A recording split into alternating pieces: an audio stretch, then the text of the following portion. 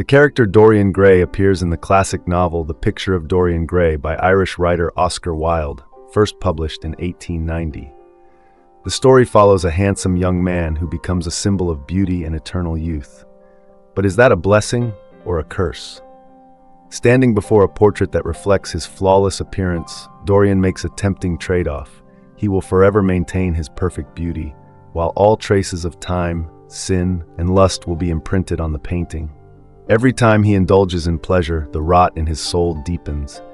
Yet he cannot stop, because pleasure is like an endless thirst. The more you pursue it, the more empty and lost you feel. Modern society is no different from Dorian Gray. We are caught in a never-ending race for fame, material wealth, and recognition. We believe that the more we own and the more experiences we accumulate, the happier our lives will be. But is that really true? Or are we merely trading ourselves to chase illusions, only to end up with emptiness inside? In this video, I will guide you through profound insights from philosophy, psychology, and neuroscience to uncover the true nature of pleasure. Is it the gateway to happiness, or the shackles of the human soul? Dorian Gray entered life as a symbol of youth and perfect beauty. But behind that radiant appearance lay an invisible fear of fading. From the moment the artist Basil Hallward painted his portrait, Dorian realized that youth is fleeting, beauty is temporary, and an unspoken fear began to creep into his mind. He wished for something impossible, to keep his perfect appearance forever, while the painting would bear all the traces of time, sin, and lust.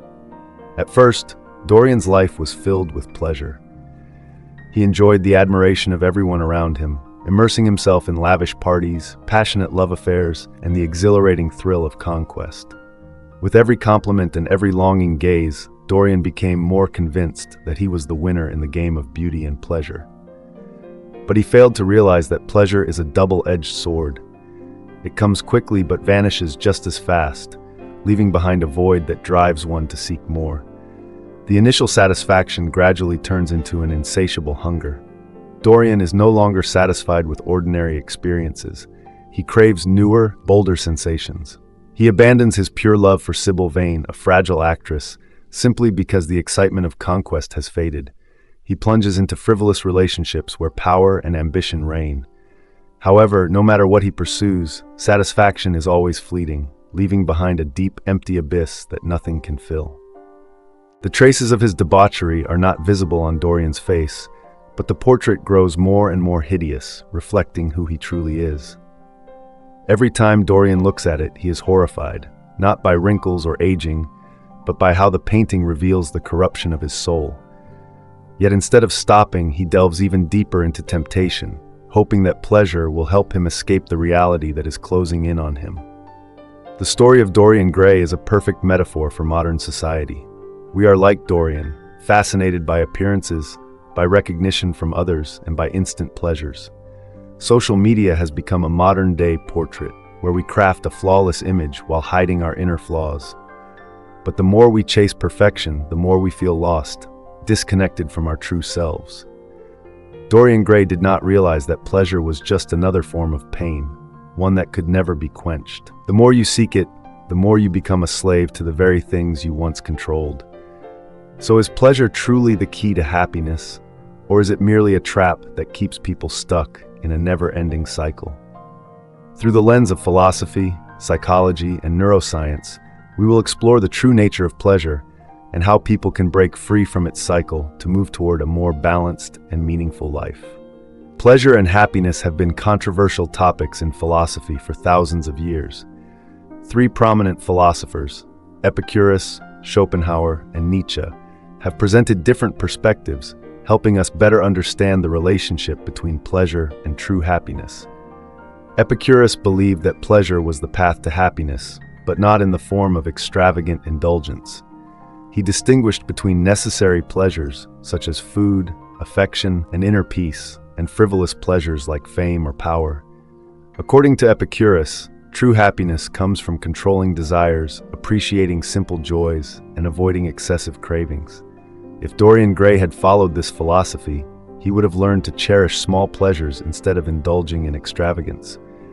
However, like many people today, Dorian believed that admiration, wealth, and beauty were the measures of happiness, precisely the kind of pursuits Epicurus warned would lead to suffering. In contrast to Epicurus, Arthur Schopenhauer viewed pleasure with deep pessimism. He believed that life is a series of endless desires. When we achieve a goal, we experience only fleeting satisfaction before craving something else. This is the endless cycle of dissatisfaction and suffering. Dorian Gray is a living testament to Schopenhauer's philosophy. Every time he achieved pleasure, whether through admiration or fleeting relationships, he quickly felt unfulfilled and rushed into new indulgences. However, instead of attaining happiness, Dorian felt increasingly empty, much like how people today constantly chase material wealth and success without ever feeling truly satisfied. Schopenhauer warned that the only way to escape this cycle is to reduce desire and learn to accept life as it is. But in reality, people today are often unwilling to do so. Nietzsche did not deny pleasure, but he did not consider it the ultimate goal either. Instead, he saw pleasure as a tool for self-development, helping people rise above their limitations and conquer themselves. According to him, the highest form of pleasure comes from creativity, willpower, and the drive to overcome challenges, which he believed was the path to true fulfillment. If Dorian Gray had followed Nietzsche's philosophy, he would not have been obsessed with external validation, but would have sought true value from within. However, instead of using pleasure as a means for growth, Dorian let it control him, becoming dependent on lust and the admiring gazes of others. In today's society, Nietzsche reminds us that success and happiness do not lie in mere indulgence, but in striving to become the best version of ourselves. Looking at these three perspectives, it is clear that if left unchecked, pleasure can become a trap, locking people in a cycle of dissatisfaction and meaninglessness. Epicurus teaches us to seek happiness in simplicity. Schopenhauer warns of the endless cycle of desire, while Nietzsche encourages people to turn pleasure into a driving force for progress. Dorian Gray serves as a clear lesson in the failure to master pleasure. He let it control his life, chasing vanity, only to realize in the end that pleasure is never enough. Like Dorian, we may be unknowingly trapping ourselves in an endless race for pleasure. Through the story of Dorian Gray and classical philosophy, we can draw valuable lessons for life today. First, enjoy pleasure consciously. Cherish the little moments and find joy in simplicity. Second, reduce your desires. Learn to be content and accept the present instead of constantly chasing distant aspirations.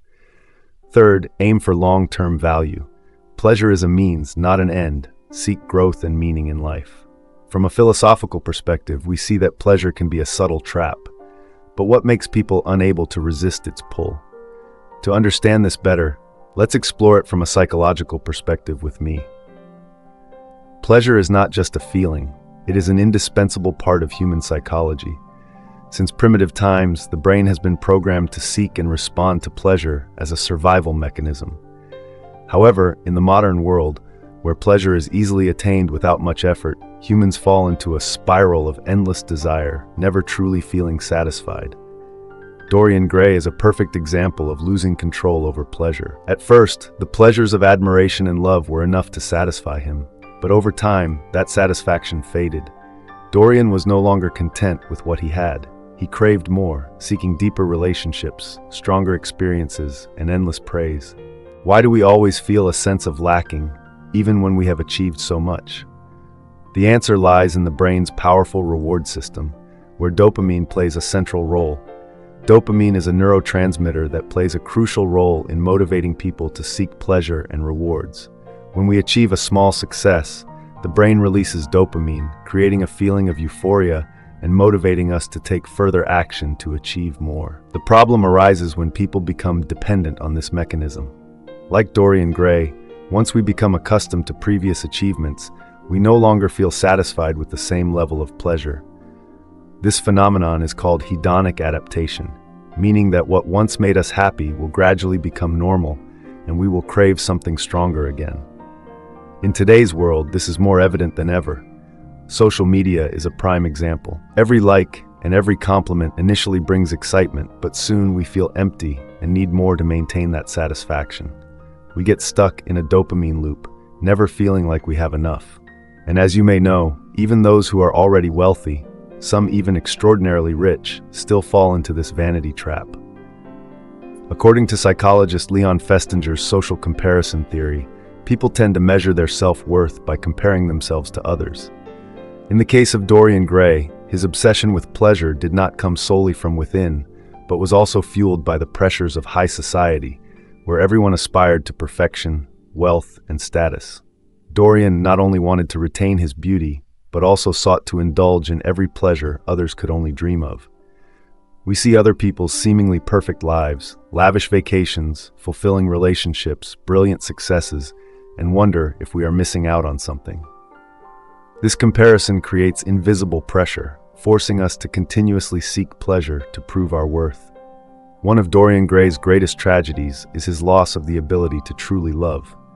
At first, he loved Sybil Vane with purity and passion, but as the pleasure of love gradually faded, he began seeking new relationships to replace the initial excitement.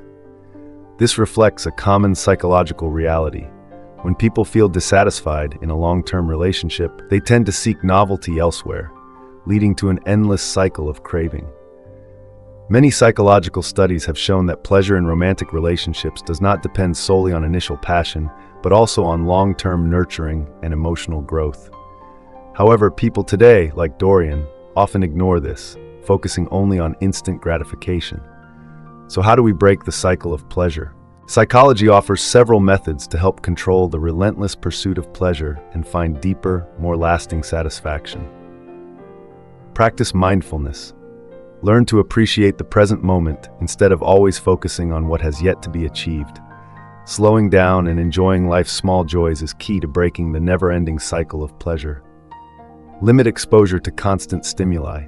Reduce time spent on social media and consumption of stressful information to focus on your true self-worth. Redefine success. Instead of measuring success by material wealth and social status, aim for inner peace and lasting spiritual values. Build genuine relationships.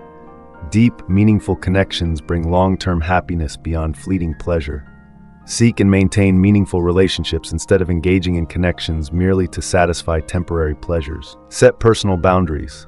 Learn to say no to temptations and control your desires to avoid getting caught in the vortex of instant gratification.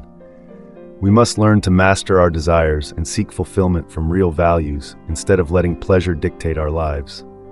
Remember, pleasure is a part of life, but it is not the whole of life. From a neuroscientific perspective, you will better understand how the brain controls pleasure and why we so easily get caught in an endless cycle. As we know, the human brain operates on a reward system, where dopamine plays a key role, one that keeps people from ever feeling truly satisfied with what they have. Imagine the first time you tasted your favorite food. The deliciousness brought immense satisfaction. But after eating that dish repeatedly, the initial excitement gradually fades, and you start seeking new flavors to stimulate your taste buds. This is how the brain becomes trapped in a never-ending cycle. Like Dorian Gray, who was never satisfied with his beauty and society's admiration, people today also fall into similar patterns. Addiction to stimulants works the same way. At first, a small dose is enough to create a pleasurable effect.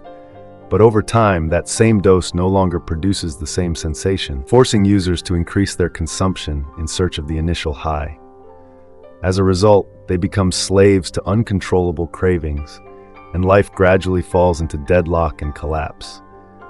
When people overindulge in pleasure, the brain gradually becomes dependent and forms neural pathways, leading them back to behaviors that bring satisfaction, even when those behaviors are harmful. This explains why many people struggle to give up habits like endless social media scrolling, compulsive shopping, or constantly seeking validation from others. Frequent exposure to such strong stimuli can diminish the ability to enjoy life's simple pleasures, leading to emotional emptiness and detachment. Like Dorian Gray, who became increasingly dependent on debauchery, modern people also fall into a pleasure-seeking cycle that feels impossible to escape. To regain control over pleasure and restore balance, I recommend practicing a popular method called dopamine detox, temporarily abstaining from sources of intense pleasure stimulation, such as socializing, overconsumption, or excessive entertainment that continuously triggers dopamine release. When the brain is reset, it becomes more sensitive to small, meaningful joys, such as reading, taking a walk, or enjoying peaceful moments. In today's world, it is not about eliminating pleasure entirely, but about mastering it, learning to appreciate simple things and striving for more sustainable values. The story of Dorian Gray is not just a literary masterpiece. It is also a profound warning about the nature of pleasure and humanity's endless longing for more. From philosophical, psychological, and neuroscientific perspectives, we have discovered that pleasure, while an essential part of life, can become a double-edged sword if not properly controlled. Dorian Gray chose pleasure as the central pursuit of his life, believing it would bring happiness and immortality. But the more he pursued it, the deeper he fell into the abyss of emptiness. Like Dorian, modern people are caught in the vortex of instant pleasure, from chasing superficial values like beauty, fame, and wealth, to indulging in temporary pleasures such as social media, shopping sprees, and fleeting relationships. The result is a life filled with brief moments of satisfaction, but lacking true peace and fulfillment. Cultivating independence and focusing on inner values will help us break free from this dependence. Ask yourself, what truly brings lasting meaning to your life? Instead of letting pleasure rule over you, anchor your life in enduring values like love, dedication, and personal growth. And always remember to practice mindfulness, to recognize when to stop before getting caught up in instant temptations. Mindfulness also helps us appreciate the present, rather than constantly chasing a distant future. If we treat pleasure as a tool to enrich life, it becomes a positive force in our journey of growth. But if we allow it to control us, pleasure turns into an invisible prison, trapping us in a cycle of craving and dissatisfaction. Take time to reflect and make small changes. Learn to savor simple moments, build genuine relationships, and live with purpose. Don't let pleasure control you. Take charge of it and direct it toward lasting happiness. The story of Dorian Gray ends in tragedy, but your life doesn't have to. Stay mindful of temptations, seek true value, and live fully. Happiness is not a destination, but a journey you can choose, starting now. Thank you for going on this journey with me. Wishing you and your family good health.